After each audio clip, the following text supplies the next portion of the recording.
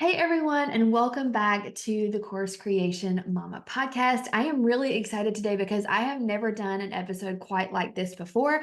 I have Katie here, who is actually a member of my program, Hey Online Course, and we are going to do some on-air one-on-one coaching with Katie. So, Katie, thank you so much for being here. I am so excited to answer all your questions and see how I can serve you today. Hi, I'm really excited to be here. Awesome. So, can you tell everyone kind of what your niche is and what you plan to create your program about? Yes, I am a former teacher, and now I stay at home with my daughter, and I work full time on TPT. And my goal is to help teachers who are absolutely new to the TPT world. Maybe they've wanted to do this, but they've been too intimidated to try it. I want to help those teachers build and sell on TPT from the ground up. And that's my goal, is to just help teachers who, like me in the beginning, I was intimidated. I was worried about all of the even copyright issues, and I had no clue how to build a worksheet or anything like that. And so I just want to help those teachers specifically. Awesome. And for those who don't know, TPT stands for Teachers Pay Teachers. It's a website. It's basically like Etsy for teachers, where teachers create lesson plans and worksheets and activities and then list them on this platform, and then other teachers can buy from those teachers. It's a really cool website. It's how I got started with my business. So a lot of teachers are gravitating towards that right now because the world of education is kind of a dumpster fire right now, and a Yes. lot of teachers are wanting to either get out of the classroom or they just need extra money because they're not making enough to make ends meet, which is really sad. So it's great that you are, wanting to serve teachers in this way because it's a great need. So I love Mhm. that. Okay. So Katie has given me some questions. So I'm just going to start kind of going through these and we will answer them. And then if we have any follow-up questions, or we'll just kind of see where the conversation goes. It's going to be a really chill, laid back coaching session where we can just get a lot knocked out in a 30 minutes or so. So, okay, first question Katie asked was, since the new regulations have come out on email, I've been scared to do large scale email collaborations. I've seen some talk against these in some Facebook groups. Are there any alternatives to this? So that's like the lead magnet bundles where a lot of people will contribute their lead magnet, but there's just one sign up. And when a person signs up for these multiple lead magnets, they're also agreeing to sign up for multiple lists. And there has been a lot of new regulations and rules right now on what you can and cannot do as far as email marketing. So I will say I kind of read over some of the rules and I didn't see anything specifically against this. No, I'm not a lawyer, so there could be specific verbiage against this. I didn't see that. But I will say I wouldn't do huge collaborations. I think like five or less is probably good. Because Okay. otherwise, when someone signs up for a lead magnet bundle with like 20 lead magnets, and then they start getting emails from all these people, they're going to unsubscribe because they're going to be overwhelmed, you know? Right. So I think like five, 4 or 5 is still fine as long as you put on the sign up page, I agree to sign up for all of these email lists and then like list out who they're signing up for and then have a checkbox. Again, this is not legal advice, so if this is against the rules, don't listen to this, but I haven't seen anything specific about that. If you're still like, I don't want to do that, you could just have one person and you kind of collab with them. So they email their list about you and you email your list about them, almost like an inbox takeover. I don't know if you've ever seen someone do that. You could write the email for them and say, hey, I'm Katie, I'm taking over so and so's inbox today, talking to you about starting a Teachers Pay Teacher store. And then they can do the same thing for you. Um, Okay. you could Did you find, talk a little bit about this in the course? yes, yeah, Oh, yeah, I thought you did. Okay. Yeah, I thought that was one of the strategies that you mentioned. yeah. Um, And just find someone that's not in the same niche, but the same audience. So you're both serving teachers, but they're not teaching teachers how to start a TPT store so that you're not competitors. You just share mhm. the same audience. So both of your audiences would be interested in both of your lead magnets. Yeah. I got to that point in the course, and I was, getting in the Facebook groups, trying to answer questions and things like that. And then I started seeing all of these regulations come out, and I was like, okay, I'm gonna hold off. And I still have a relatively small email list, so I felt like this was a good time for me to go ahead and figure that out. Um, but I'm at a bit of a stall, so I'm really wanting to grow. Yeah. And so I wanted to know if this was still an option. So I like the idea of using, maybe just 5 people to collaborate with. Yes, exactly. Um, you could also, you know, go live on Instagram with someone. I think Instagram is probably still the best way to make connections right now with, kind of our age group and teachers. So I say our, I feel like you're at similar age to me, 20s, 30s. Mhm. Um, Yeah. so, um, I feel like if you start connecting with other teacher business owners on Instagram that are not direct competitors with you, get to know them in the DMs, and then you can start, doing collabs with them, going live, doing an email collab. If they have a podcast, asking to be on their podcast. It's just really smart to build connections, Mhm. true connections in the beginning. That has really helped grow my business a lot, is just really becoming friends with people that I haven't actually met in person, but we're friends over, over Instagram. Yeah. Yeah. Awesome. Okay. Next one, number 2. I have a Pinterest account for my TPT business. Should I create a separate one for my TPT seller business? I don't think so. I think because the audiences are the same teachers, I don't think you need to create a separate. I will say, with Pinterest, you want to claim a website. I don't believe you can claim TPT as like your primary business website since it's not yours. So, do you have a website or do you plan to make one? I have one and it's connected on there. So, You're pinning from that website. I think you can keep the same. okay. All right. I just wasn't sure because I know that Pinterest can be very picky these days with everything. And so I wanted to make sure I was doing that the right way because I have been pinning. I haven't seen a lot of growth from that, which I know Pinterest also can be a long game. It could take months for a pin to go viral, but Yes. I wanted to make sure I was doing that right first. And in my mind, I thought, well, it's teachers who are looking at my pins anyway, so why wouldn't I want to reach them? Right. Um, okay, perfect. Yeah, I would keep it all in one account if you can. The easier, the better. And yeah, it does take a long time on Pinterest. So if you're not seeing a ton of return on your time, then Mhm. maybe take a pause on Pinterest. Those pins that you've pinned are not going to go to waste. Like a social media post, once you've posted it, it's gone. But a pin can live on. So maybe, focus on another type of of email list growth in March and April and kind of see if you're going to get more results and let those pins just kind of do the work for you behind the scenes. Okay. Pinterest is very slow. Okay. Next question regarding Facebook ads, should I create a separate business account for my TPT business? I don't think you need a separate business account, but I would have a separate pixel because you're kind of you're targeting the same audience, but you're targeting them for two different things. So I don't know if you have a pixel for your TPT store, where you can like track how people visit your store and you can, you know, send ads to them. But I would definitely have a pixel for your website where you're creating like blog posts or your lead magnet landing page so that you can capture anyone who visits that and you can send ads to them again because they're warm traffic. But I would keep those pixels separate. I would have two different pixels.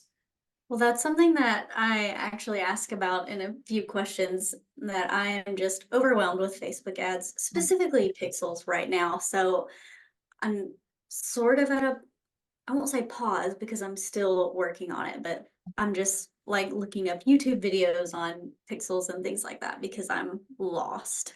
Yeah. What specifically are you lost about with pixels? Like what they are or how to set it up? Okay, how to set it up. I I believe I have verified my website. Mhm. I copied the code, put it in the head on my website. But when I go to confirm it, it says something like I'm at my limit for my account or something. I can look up specifically what it says. Um, and so when you did this on your website, Mhm. did you install a plugin to do it? Um, So I have two different websites. For my WordPress site, I believe I just have it in the header. For my Kajabi site, there's a place in Kajabi where you just like paste the code and it tells you where to paste it. I don't believe I have a plugin, but there are plugins for Facebook pixels for your WordPress site. Is your site on WordPress? Mhm. Okay, so that's why you're having a little trouble because WordPress is hard. Uh, Well, I wish I could remember exactly what it said. I should have written it down, but it said something about like your ad account is at its limit. And my problem may be that I ran ads yeah, before, yeah, um, without having all of that set up in Meta, okay. So you which probably is probably where I'm totally um wrong. like you boosted posts probably. Yeah, Yeah, yeah. yeah. Okay. So I am not like a Facebook ads expert. I won't claim to be. I do run a lot of Facebook ads, so I know about them. But as far as like error messages, what I would do is I would take a screenshot of what you're seeing, post it inside our Facebook group, and tag Jenzea. She's our Facebook ads expert in our group. Okay. She has her own ads agency, so she can help you with that.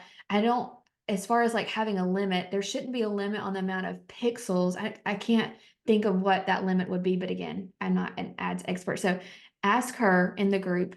Um, but yeah, once you get your Pixel installed and it's collecting data and you get your website verified, then you should just be able to follow in the course how to set up an ad campaign. And from there, it should be hard. The hard part with Facebook ads usually is just getting started and getting everything set up, honestly. Once you get past that hump, it's going to feel a lot easier, I promise. Okay. So in regard to pixels, Yeah. would you just have one? Because I know that it says to name them, and as someone who doesn't have an overall understanding of pixels to begin with, Yeah. so like, my Teachers Pay Teachers side of things is called Hello Tennessee Teacher. Okay. But then where I'm wanting to teach teachers how to sell, I'm calling Hello Teacher Seller. So would you just name the pixels those two things? Yeah, that's fine. Okay, that's what I was thinking. No one sees that. That's just so you know which pixel to use when you're setting up an ad. There'll be like Okay. a drop down when you're setting up an ad campaign and you can choose which pixel you want. And that's just so you know which one you're choosing is the right one for the right audience. Alright, that's what I thought, but I just haven't made it that far, so when I named it, I did what I thought, Yeah. but I wanted to make sure. Yeah, so ask in the group and then go from there. And then Yeah. ask, yeah, the next question, you're overwhelmed with Facebook ads. So as far as like, do you want to do organic marketing or should you stop and figure this out? Honestly, it depends on how quickly you want to grow your email list. You're going to have faster growth with Facebook ads, most likely. It's just Mhm. you're going to reach more people. It's just a faster way to grow. Organic is usually going to be slower unless you have like a viral post or you post in a Facebook group and you get 100 comments. That happens sometimes, but Mhm. it's not the norm, I would say. So if it were me, I started Facebook ads from the very beginning, and I'm really glad that I did. I would take some time to figure it out because as Okay. your business grows, you're going to use Facebook ads. Like 99% of the people I know that are successful use Facebook ads. So I would take some time and figure that out. Ask in the group if you have questions. Again, once you get over the setting it up part, it gets a lot Mhm. easier, I promise. Okay. But well, I am wanting to grow my email list fairly quickly, Yeah. because I've worked it out, where I have some childcare a day or two a week, and I'm really wanting to get this out there for teachers really for summer. Yeah. So that that could be a time that they focus on getting started. And so now I'm like, okay, it's crunch time. I need to get this email list grown. So I'll work on that this week and I'll post in the group. Awesome. Okay. And then that leads into the next question about your lead magnet because you do want to make sure that you have a lead magnet that is converting organically before you throw money at it. And I Mhm. did have some, I took a look at your lead magnet before we got on the call and I did have some feedback. Do you mind if I share the screen and I show the lead magnet as I'm going over it? Is that okay? That's totally fine. So I'm going to pull this up here and I'm going to share so that people, if you are listening, obviously you won't be able to see this, but if you're on YouTube, you can check this out to kind of see the feedback. So this is your landing page. For people that don't know, that's just where people go to sign up for the lead magnet. So a couple of things I saw. This is a video training, but then here you say it's a free guide. So I might say something like free video training here. just because Okay. is it a guide or is it a training? Is it both? Um, Also, the name needs to be a little sexier. Start Okay. saying PT in 5 simple steps. While yes, it tells me exactly what it's going to do, it doesn't tell me how fast I can get this done. It doesn't tell me why I would want to do that. If you are targeting teachers who are new, they may not even know what TPT is yet. So instead Mhm. of saying start selling on TPT in 5 simple steps, you may want to say sell your teacher resources and make 3 figures a month. And Okay.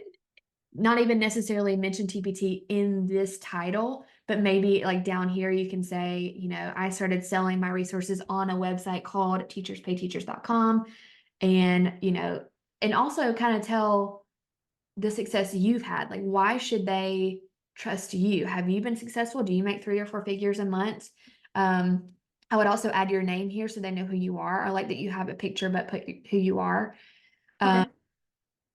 and I think making those adjustments will help make your lead magnet more irresistible. So changing the title, um, and then a little more in your bio about how you have been able to be successful so that they know.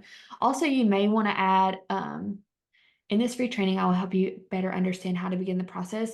You may want to add like bullet points of things that they're going to learn or like why this video is awesome. I feel like a lot of people, when they make lead magnets, they think because it's free, people are just going to be like, oh my gosh, it's free. I automatically want to consume it. But there are so many free things out there right now that honestly, you Yes. have to sell a freebie as much as you have to sell a paid offer these days because people are not just giving their email address to everyone. Um, so you really want to make sure that they see the value. They don't have a lot of time. Teachers are busy. Why are they going to stop and watch this video? What are they going to get from it? Does that make sense? Yeah, that's great feedback. Thank you so much. Yeah, and I love the colors. It's very calming. Um, I like the layout, how you have like the page set up like this. I also looked on mobile and it looked great on mobile. The only thing Okay. I would mention, hold on, let me just make sure I remember this right. When you look on mobile, Mm-hmm. this is first, and you may want to put this block above it on mobile. Okay. What, Gotcha. what email service provider do you have? ConvertKit. ConvertKit. So you should be able to do that. If not, that's not a huge deal, but I like to have like where they put their name and email before they have to scroll. Um, Mm-hmm. well, actually, you do see the whole thing. I'm going to show. You do see the whole thing. You do see Okay. your name and email. So that should be fine. But maybe just change this up, like earn or start your side hustle by selling resources you already have created or something like that. If they don't know what TPT is. Yeah, perfect. Sense? Okay. And then I'm going to leave my screen shared because the last question you had was um, you're not ready to commit to Kajabi yet. And Mm-hmm. we're wondering how hard it would be to like start on another platform and then move to Kajabi. I I've heard mixed reviews on that. I did some coaching with a guy who started on Thinkific. Now Mm-hmm. he had been on there for a few years and had his whole program built. So it was a lot of work for him to move it to Kajabi. Um, Mm-hmm. but if you maybe just start and do one launch and get enough money to move to Kajabi, if Kajabi is where you want to go, I don't think it would be a huge issue.